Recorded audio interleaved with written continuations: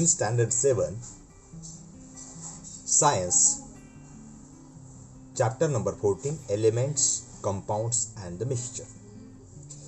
In the previous video, we learned about the matters, then the elements. Now today, here is a compounds. Compounds is nothing but the substance formed by a chemical combination of the two or more elements is a compound. असा पदार्थ की जो रासायनिक अभिक्रियेने तयार होत असतो, दोन किंवा दोनापेक्षा जास्त एलिमेंट्स एकत्र येऊन त्यांच्यामध्ये रासायनिक अभिक्रिया घडून येते आणि मग संयुगे तयार होतात. कंपाऊंड म्हणजे संयुगे, संयोग होणे.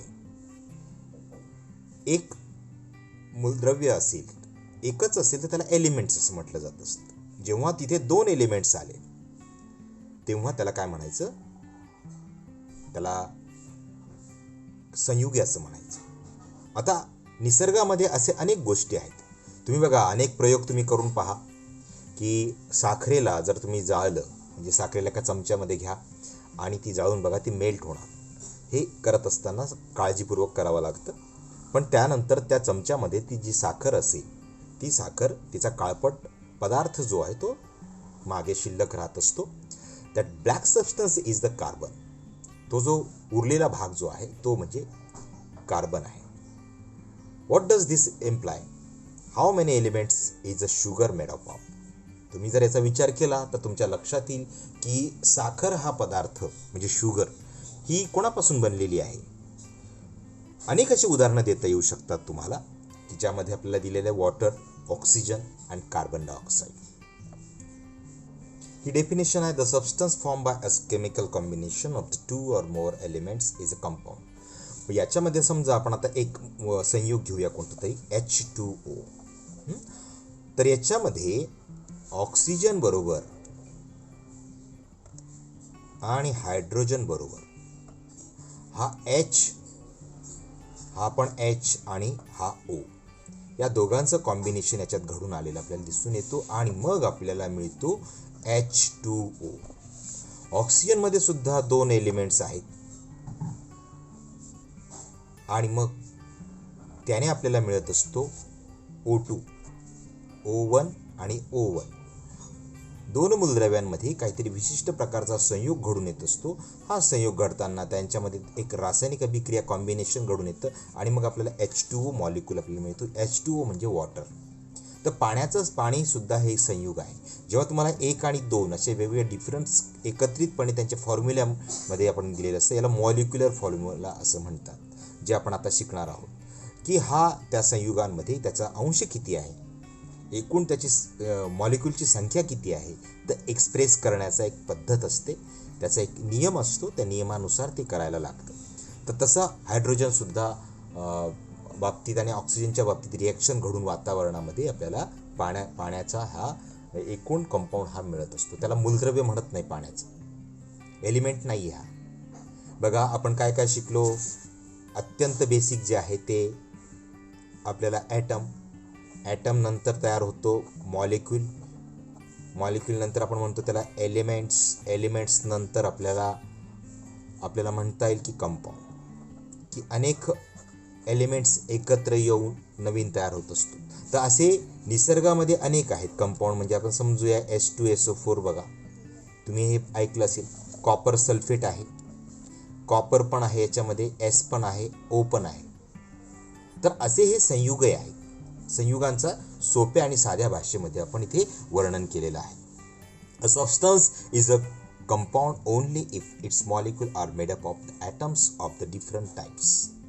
Water is a compound. One molecule of the water is made up of the two atoms of the hydrogen and the one atom of the oxygen. जे मी आत्ताच तुम्हाला एक्सप्लेन केलं की 1 ऑक्सिजन आणि 2 हायड्रोजनच्या मॉलिक्युल्सपासून ते आपल्याला मिळतं आणि मग ॲटम ऑफ द ऑक्सिजन 1 याचा एकूण तयार करून आपल्याला पाण्याचा एकूण कंपाऊंड आपल्याला उपलब्ध होतो.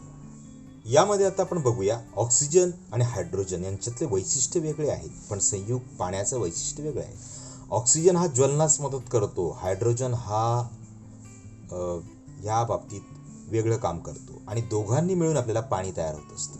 तर ते आता याच्यावर चर्चा करूया आपण. Hydrogen is a combustible substance. Combustible म्हणजे काय? ज्वलनशील पदार्थ. कंबशन म्हणजे काय? ज्वलन होणे. That is it Burns.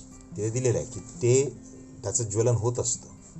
Oxygen helps combustion but the water ज्वलनास मदत करतं का? तर नाही. Which is form by the combination of the hydrogen and oxygen is use to extinguish a fire.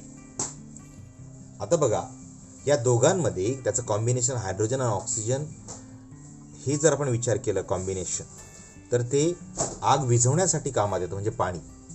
In other words, the properties of the compounds are the different from those are the constituent of the element. Those are of the constitute of the element. Constituent म्हणजे घटक, की ज्या घटकांचं गुणधर्म वेगळा असेल मात्र एकूण ते संयोग झाल्यानंतर त्यांचा स्वतंत्र असा गुणधर्म तयार होतो.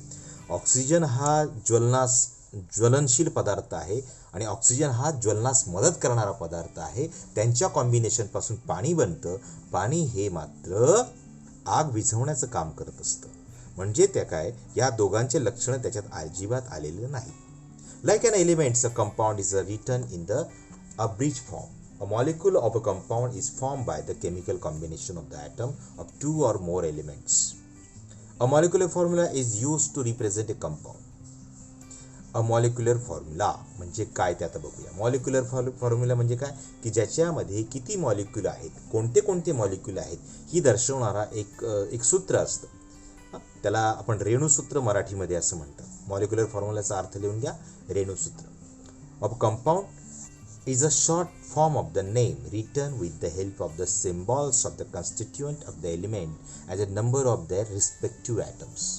त्यांच्यामध्ये असणारे जे ॲटमची संख्या आहे ते दर्शवणारा तो सूत्र आपण करत असतो. जसं मी आधी सांगितलं की H2SO4, कॉपर सल्फेट, H2O. आता वॉटरच्या मध्ये कॉन्स्टिट्यूएंट इथे दिलेलं आहे, त्याची माहिती तुम्ही तयार करायची. असे अनेक कंपाऊंड लिहायचे, 10 कंपाऊंड शोधायचे पुस्तकामध्ये. तर याचं कॉन्स्टिट्यूएंट ऑफ द एलिमेंट्स काय आहेत, त्याचा सिम्बॉल काय आहे, तर मॉलिक्युलर फॉर्म्युला बघा इथे दिलेला आहे. त्याचे कॅरेक्टर्स काय आहेत ते तिथे लिहायचे. हा तक्ता बनवायचा सर्वांनी. बघा, कंपाऊंड, कॉन्स्टिट्यूएंट ॲटम, याच्यामध्ये काय, हायड्रोजन, ऑक्सिजन हे 2 कॉन्स्टिट्यूएंट आहेत. कॉन्स्टिट्यूएंटचा अर्थ काय होतो, घटक. त्याचा सिम्बॉल काय आहे, of the number of atom. Hydrogen and oxygen यांचं वेगवेगळं तुम्ही लिहायचं आहे फॉर्म्युला. त्याचा नंबर ऑफ द ॲटम किती आहेत, हायड्रोजनचे 2 H2 आणि ऑक्सिजनचा 1 नंबर इथे लिहायचा. आणि त्याचं वैशिष्ट्य काय, water is useful to the distinguish the fire. मात्र ते त्यांचं कॅरेक्टरिस्टिक आपल्याला माहीत नाही. म्हणजे जे जे असेल ऑक्सिजन आणि यांचं ते तुम्ही तिथे लिहायचं आहे.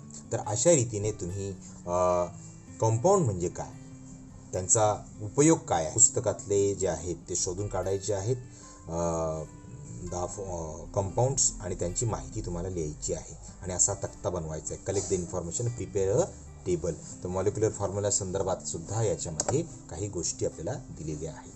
तर अशा रीतीने यांचं चर्चा तुम्ही करायची आहेत. बघा, काही दिलेले आहेत बघा, की सच ॲज सॉल्ट, काही सॉल्ट्स आहेत. त्यानंतर अलम आहे. अलम म्हणजे काय, की धातू आणि त्यांच्यातल्या एकत्रितपणे कोणाबरोबर संयोग पावत असतात. मेटल्स, त्यांचं एकत्रितपणे पाऱ्याबरोबर जे पारा म्हणजे Hg बरोबर जी काही रिॲक्शन घडून येते ते. त्यानंतर ब्ल्यू व्हिट्रिऑल. त्यानंतर अमोनियम क्लोराईड म्हणजे आपण त्याला नवसागर असं म्हणत असतो. बेकिंग सोडा म्हणजे खाण्याचा आपल्याला जो पावमध्ये टाकतो तो सोडा. चॉक, कॅल्शियम कार्बोनेट, वॉशिंग सोडा, कॅल्शियम बायकार्बोनेट.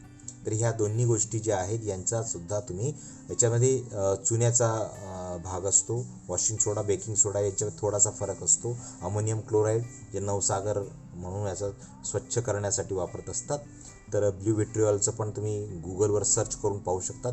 तर यांचे फॉर्म्युलेज जे आहेत तुम्ही अशी क्रमाने लिहून काढा आणि मग तुम्हाला यातला जो संपूर्ण अर्थ आहे की मॉलिक्युलर फॉर्म्युला म्हणजे काय आणि कंपाऊंड म्हणजे काय, तर यांचे उपयोग किती किती असतात, है ना. ते कंबशनसाठी कसं त्याचं आता इथे उदाहरण दिले तसे त्यांचे पण उपयोग तुम्ही हे काढू शकता. तर इथे हा भाग इथे संपवतो. धन्यवाद.